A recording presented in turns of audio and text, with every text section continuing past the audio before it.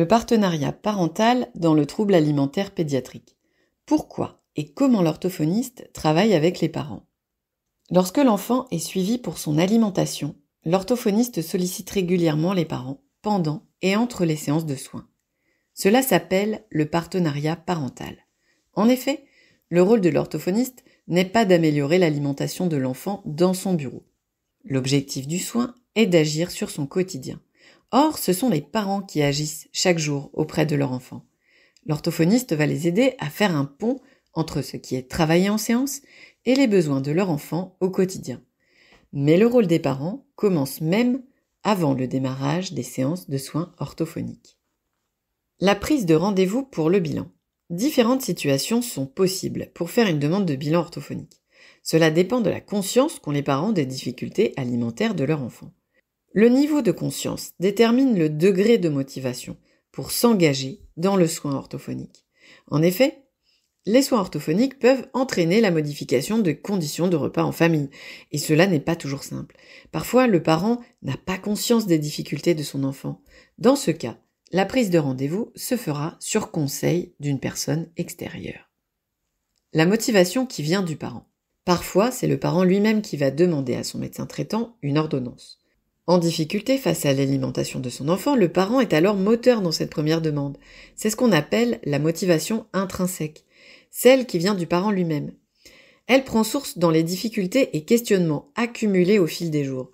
Dans ce cas, l'engagement des parents est présent dès la première rencontre avec l'orthophoniste. Ils ont des attentes et souhaitent avoir des éléments pour comprendre et modifier la situation alimentaire de leur enfant. La motivation qui vient de l'entourage. Dans d'autres situations, ce sont les professionnels ou l'entourage qui vont suggérer aux parents de demander une ordonnance pour aller réaliser le bilan. Dans ce cas, la motivation est extrinsèque aux parents, c'est-à-dire venant d'autres personnes.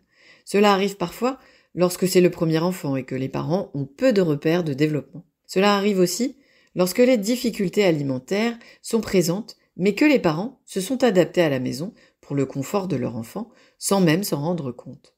Les difficultés sont visibles dès que l'enfant mange à l'extérieur. Par exemple, c'est le cas lorsqu'un enfant ne mange pas de morceaux. Les parents vont alors tout mixer à la maison. Ils ne se rendent pas compte que cela entretient les difficultés jusqu'à ce que l'enfant aille en crèche ou à l'école. La motivation peut devenir intrinsèque lorsqu'il y a une prise de conscience des difficultés dans un nouveau contexte alimentaire. Le premier entretien. L'orthophoniste reçoit les parents et l'enfant en bilan, quelle que soit leur source de motivation. La première étape du bilan est un entretien, qui dure entre 1 heure et 1 heure et demie. Il sert à balayer l'histoire médicale, développementale et alimentaire de l'enfant. L'objectif est de recueillir un état des lieux des difficultés actuelles de l'enfant. Ainsi, le développement sensoriel va être évalué. Un enfant hypersensible peut développer une sensibilité de la bouche, qui gêne l'évolution de l'alimentation.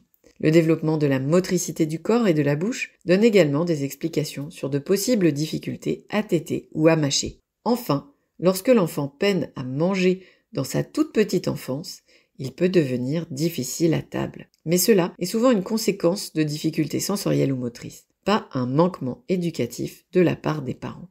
Tous ces éléments sont discutés lors du premier entretien. L'orthophoniste mène un temps d'échange approfondi car les éléments repérés sont essentiels pour poser un diagnostic. Les parents confient aux professionnels des éléments difficiles de l'histoire de leur enfant. L'orthophoniste étant un professionnel soumis au secret médical, cela se fait en confiance et en sécurité. Observation et évaluation. L'orthophoniste complète l'entretien par l'observation de l'enfant face à l'alimentation, le fonctionnement de sa bouche, son comportement pendant un repas. Pour cela, le professionnel observe l'enfant dans son bureau, accompagné du parent. L'orthophoniste peut aussi demander 1 ou plusieurs vidéos de repas à la maison pour l'analyser. En effet, comprendre comment l'enfant mange dans son milieu de vie est essentiel pour proposer un soin adapté et efficace. Un répertoire alimentaire, appelé panel alimentaire, est également demandé pour observer les familles d'aliments acceptés, les adaptations de texture ou les rigidités de l'enfant face aux marques ou aux couleurs des aliments. L'orthophoniste note également ce que les parents souhaiteraient que leur enfant mange, ainsi que les habitudes familiales. Si l'enfant est assez grand, il peut aussi exprimer ce qu'il aimerait tester. Dès le bilan, les parents sont des partenaires indispensables à la pose du diagnostic. Le plan de soins est défini au plus près des besoins de l'enfant et des attentes des parents. C'est ce qu'on appelle un plan de soins fonctionnel. Pour les parents envoyés par un tiers ou qui ne voyaient pas l'intérêt du bilan pour leur enfant, celui-ci peut avoir un effet sur leur motivation. Les éléments de compréhension apportés par le professionnel peuvent permettre une prise de conscience et un développement de leur motivation intrinsèque à s'engager dans un soin. Pour ceux dont la motivation était déjà bien présente, le bilan vient souvent valider leur envie d'agir face aux difficultés de leur enfant. Le soin orthophonique. À l'issue du bilan, l'orthophoniste peut poser un diagnostic de trouble alimentaire pédiatrique si l'enfant en présente les signes. Un soin est alors proposé, mais pas toujours démarré immédiatement. Quand commencer le soin? Si la gêne n'est pas franche, s'il n'y a pas vraiment d'attente de la part des parents, et s'il n'y a pas d'urgence médicale, l'orthophoniste peut différer le soin. L'autre cas de soins décalé peut être des événements familiaux ne permettant pas l'engagement instantané, comme une naissance ou un décès. Le professionnel demande alors aux parents de reprendre contact lorsqu'ils le souhaiteront. Le plan de soins est expliqué aux parents et comporte des objectifs très concrets répondant à leurs attentes. Si le parent comprend le contenu du plan de soins, alors il s'engagera plus facilement dedans. En effet, le soin orthophonique en alimentation demande un engagement total des parents pendant et entre les séances. L'orthophoniste est responsable de mettre en œuvre un soin adapté aux besoins de l'enfant. Le parent s'engage à amener son enfant au rendez-vous et à mettre en pratique certains points entre les séances. Ces observations à la maison permettront d'ajuster les objectifs de soins.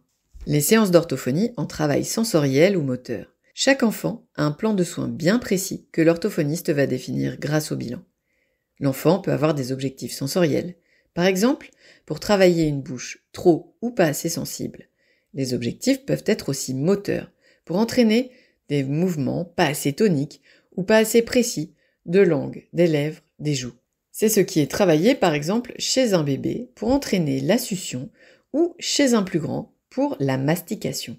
L'orthophoniste peut travailler en séance en utilisant des massages autour ou à l'intérieur de la bouche, selon les besoins de l'enfant.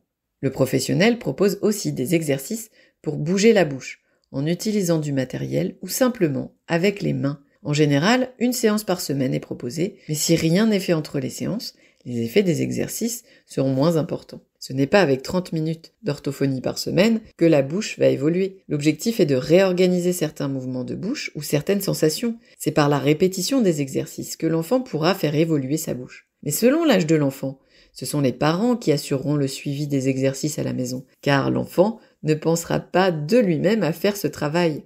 Les parents sont donc invités à assister aux séances ou à venir en fin de séance afin de comprendre quoi faire, comment le faire et quand le faire.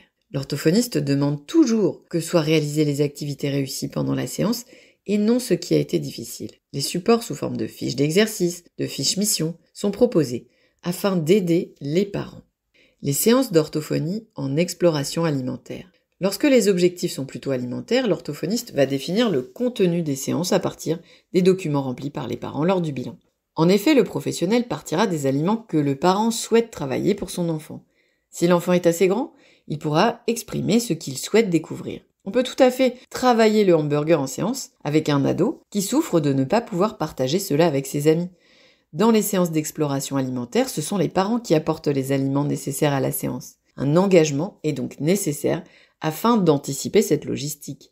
L'objectif de ces séances est d'entraîner la bouche à accepter petit à petit un nouvel aliment, une nouvelle sensation.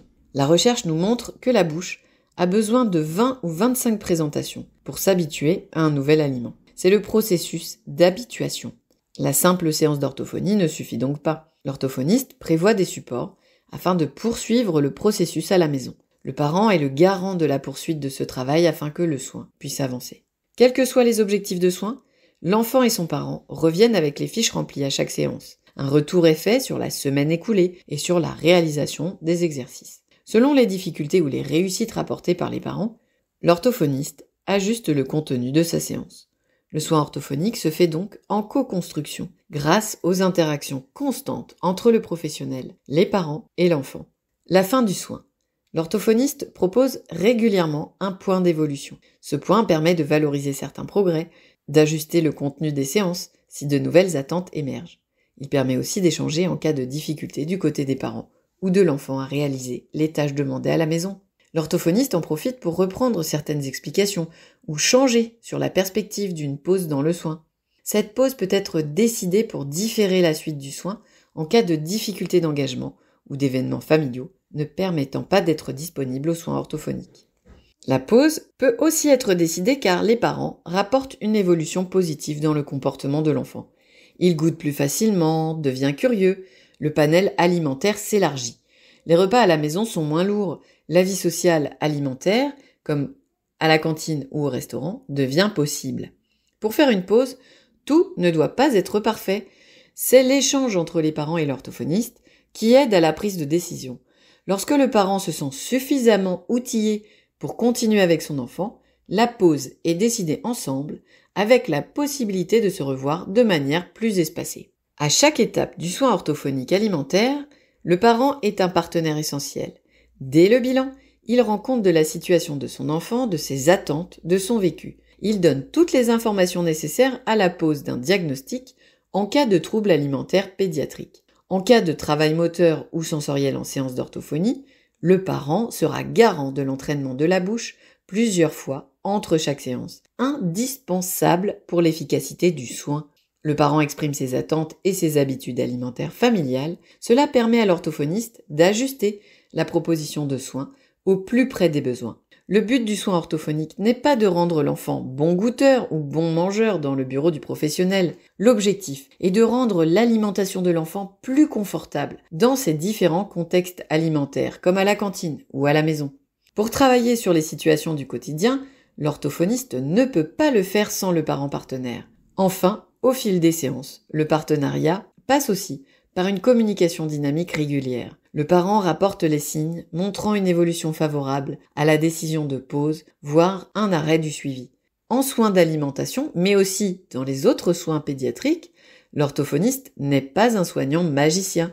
Sans le parent partenaire, il ne peut pas mener un soin efficace.